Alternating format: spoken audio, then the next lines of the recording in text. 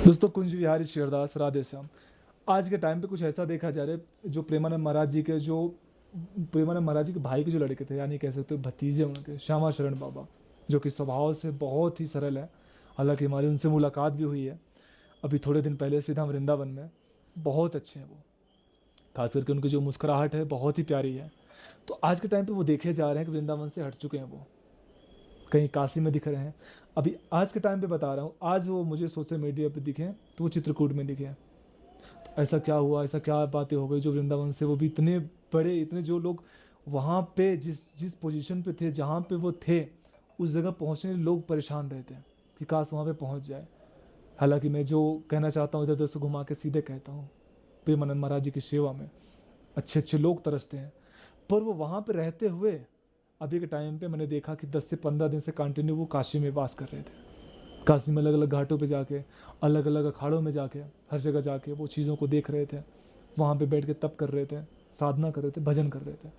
हमने तो ये भी देखा, माँ गंगा की आंचल में वो नाव पे बैठ के वहाँ भी देख रहे थे सारी चीज़ें। तो ऐसा क्या हो गया कि वो वृंदावन से मतलब अभी चले गए हैं और पूज्य प्रेमानंद महाराज जी की सेवा से भी हट गए हैं। मैं थोड़ा सा आपको बता दूं कि वो सच में इतने सरल स्वभाव के हैं। मैं जब उनसे मिला तो राधा वल्लभ जी के पास में ही था, मैं दर्शन करके निकल रहा था। तो वो जो है वो सामने से आ रहे थे, तो शायद से कुछ यहाँ पे भंडारे वगैरह का कुछ प्रसादी वगैरह लिए थे, तो हमको पास से ही देखे। हो सकता है कि वीडियोज़ हमारी देखे, क्योंकि कुछ सारी ऐसी मेरी 30% ऐसी वीडियोज़ हैं जो कि महाराज जी के ऊपर, उनके शिष्यों के ऊपर बनाए। तो हो सकता है कि वो देखो, मैंने मुझे नहीं लगता कि पता नहीं देखे होंगे नहीं देखे, पर मुझे लगता है कि देखे होंगे वो, क्योंकि वो दूर से ही देखे तो देख के मुस्कुराने लगे मुझे। तो देखे तो हमने भी उनको देखा, फिर महाराज जी शेरदास शेरदास ठीक है, फिर देखे, बोले और मैं बोला बढ़िया है। हालांकि वीडियोज़ में आप देख सकते हो, मैंने कई सारी वीडियोज़ उनके साथ में डाली है, आप चेकआउट कर सकते हो चैनल पे, लिंक डिस्क्रिप्शन में दे दूंगा मैं। तो उनके साथ बातें हुई, तो उसके बाद उनके साथ में एक लोग और थे, उनका नाम तो मुझे नहीं याद है।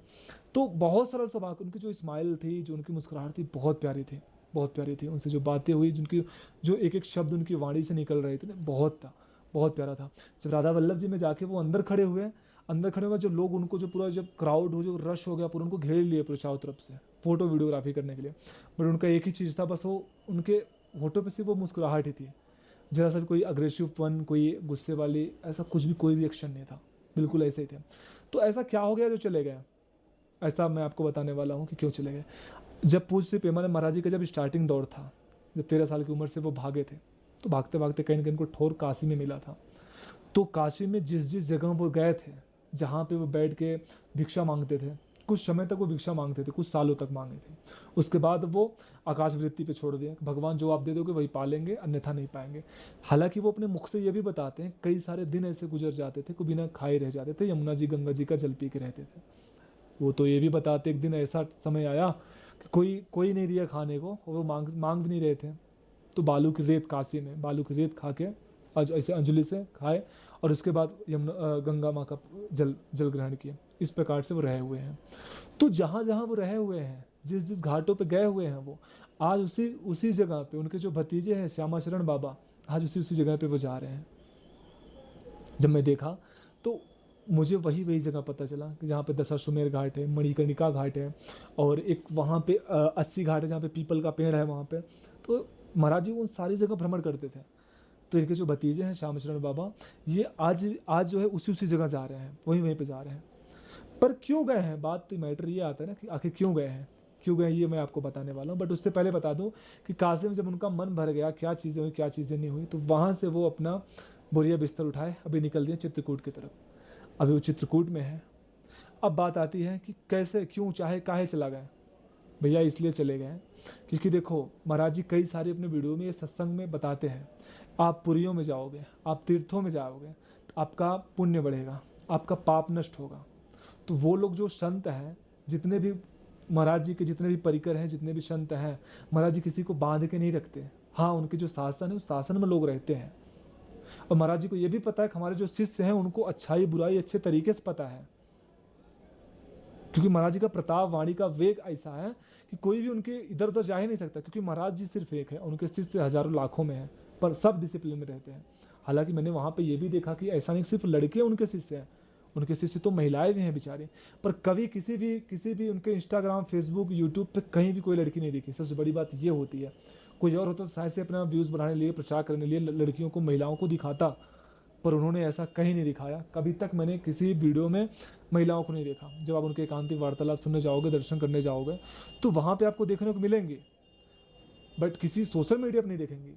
तो मैं अपने दिमाग से बता रहा हूँ कि आखिरकार वो क्यों गए हैं।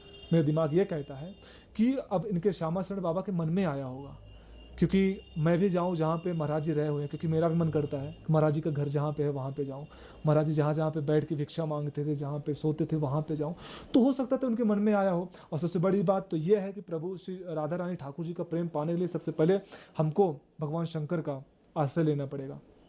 और काशी जो है, काशी तो प्रसिद्ध है ही, 12 ज्योतिर्लिंग में से एक ज्योतिर्लिंग है काशी। और उनके जो चाचा हैं पूज्य श्री महाराज जी, वो काशी से ही गए हैं। हमारे बाबा विश्वनाथ ही उनको वृंदावन में भेजे हैं। तो कहीं ना कहीं मुझे लगता है कि श्यामा शरण बाबा के मन में आया होगा, या फिर राधा रानी बोली होंगी आप जाओ वहाँ पे, आप भ्रमण करो। तो बिल्कुल वो भी वैराग्य की तरह इस टाइम भ्रमण कर रहे हैं। चित्रकूट में भी जा रहे हैं, वहाँ पे उनको चाहने वाले दंडवत तो कर रहे हैं, सारे लोग मिल रहे हैं। तो हालांकि कोई ऐसा रीज़न नहीं है कि चले गए, उनके मन में आया होगा इसलिए वो चले गए। हालांकि आप हो सकता है अभी देख रहे होंगे वृंदावन में आपको नहीं मिले, इस टाइम अभी वो काशी में, चित्रकूट में भी भ्रमण कर रहे हैं। अब आगे नेक्स्ट टाइम उनका कौन सा टारगेट है, कहाँ जाएंगे, ये तो वही जान सकते हैं। बोले राधे श्याम, जय जय श्री कृष्णा।